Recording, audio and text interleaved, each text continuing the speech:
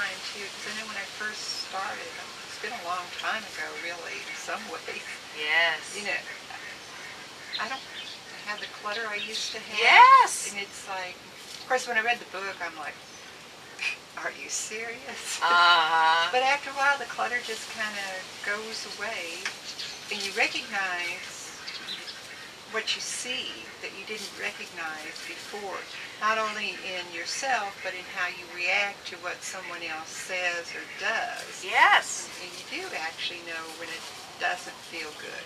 Yes. But, I mean, I know I don't have it all together yet. If I had it all together yet, I'd be really moving, but it does. It just kind of somehow at the bottom, just the next thing you know, it's gone. Yeah.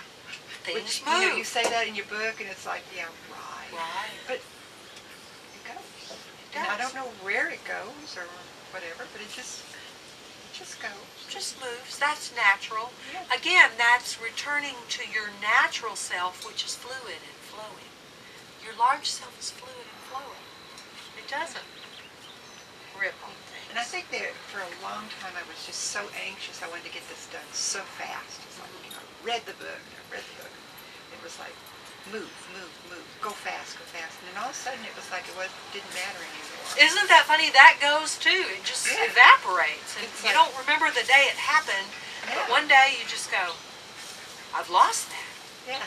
And it took me a little bit to realize it's like, well, wait a minute, I need to step back and start doing this again, you know, because I stepped out of it and things were just kind of moving along, not at the level I wanted, but they're moving along, and so it's like, then it got a little boring. Yeah, so you want to stir up a little excitement. Yeah, I'm going to stir up a little bit and, you know, get rid of some other things that just seem to be in the way. It's so funny, all the stages you go through. Yeah, and I think you need to go through them, and you, like I would send you a note and you go, look within, and I'm like, I don't see anything inside, for crying out loud. You know? Yeah. It's like it's blank. But then it's, you know, as time just keeps going, and it's like, and I think the impetus here was I had picked up the book Zero Limits, and I was reading it, and it's like, this doesn't feel like what I'm looking for. I read some of that book too, and it just like, it felt like too much work. I mean, my mom was raving about it, and I read a chapter or two, and I'm like, it's a nice story and all, but I just too much work. Do that. Or like with EFT, the one thing that I had problems with was it was you were supposed to identify what was wrong. I didn't know what's wrong. All I knew is I didn't feel so good.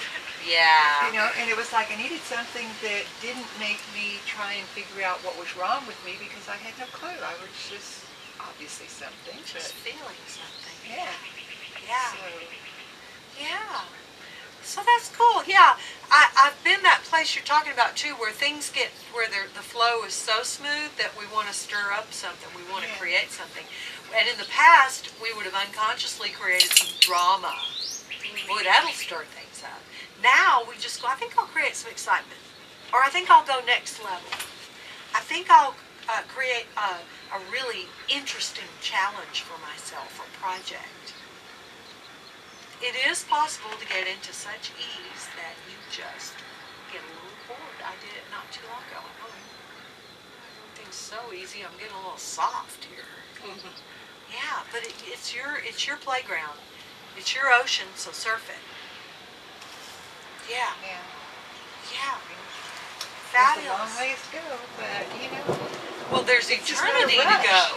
Yeah, but there's no rush. Isn't that cool? Yeah, I think and that was could the I best tell part. you how that happens? No.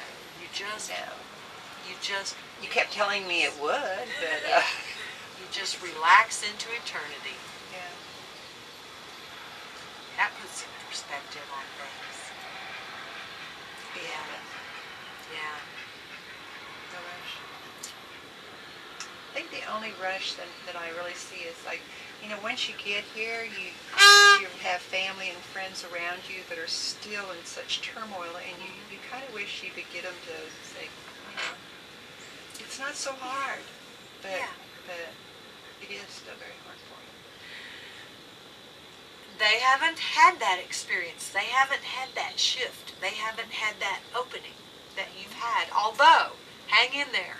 The more radiant you get, they will start to get it. That's what I'm hoping for. They will. Now, here's the thing, though.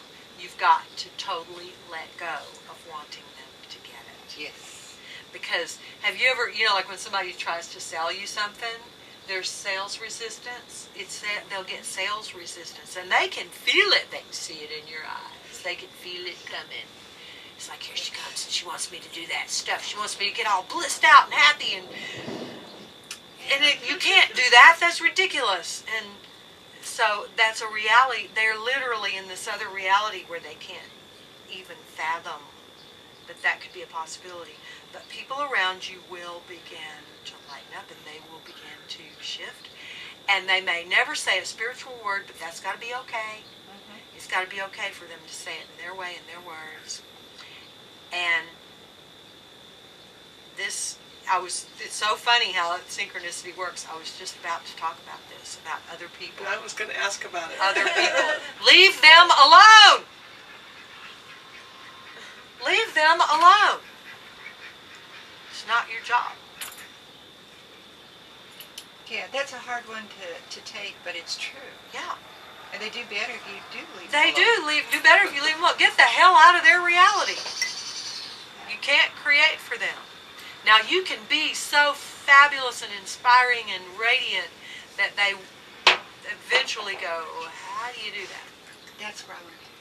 Yeah. And you know what? That focuses you once again on getting your own freedom and liberation and happiness and bliss and peace.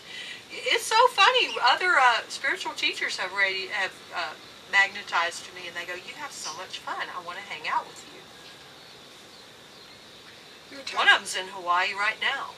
He lives in Canada, and we used to correspond on the internet. We'd have phone conversations, and there was that little disconnect. And he was in this sacrifice and work hard all the time and save the world reality, and I'd do the best I could to explain to him that I just wasn't living in that reality, and I didn't, and it didn't sound like very much fun. And but he, was in his reality.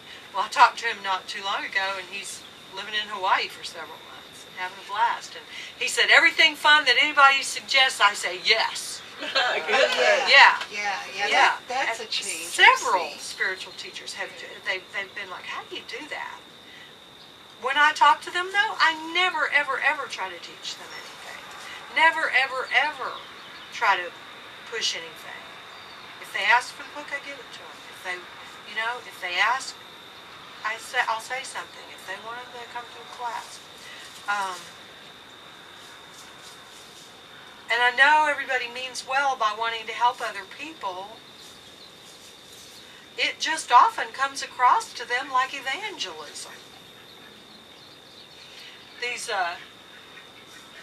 what was it? Jehovah's Witnesses came to my door one day, and they said, I want to share with you about God. And I said, well, first, I want to share with you about my spiritual path. I thought you were up there. I said, give me your address, and I'll drop by. Just anytime. Whenever I feel like it. And I'll tell you about my spiritual path. And then you can tell me about yours. I love that. That's a great I'm approach. such a speaker. Again, I can't say it enough. Your mantra is get happy.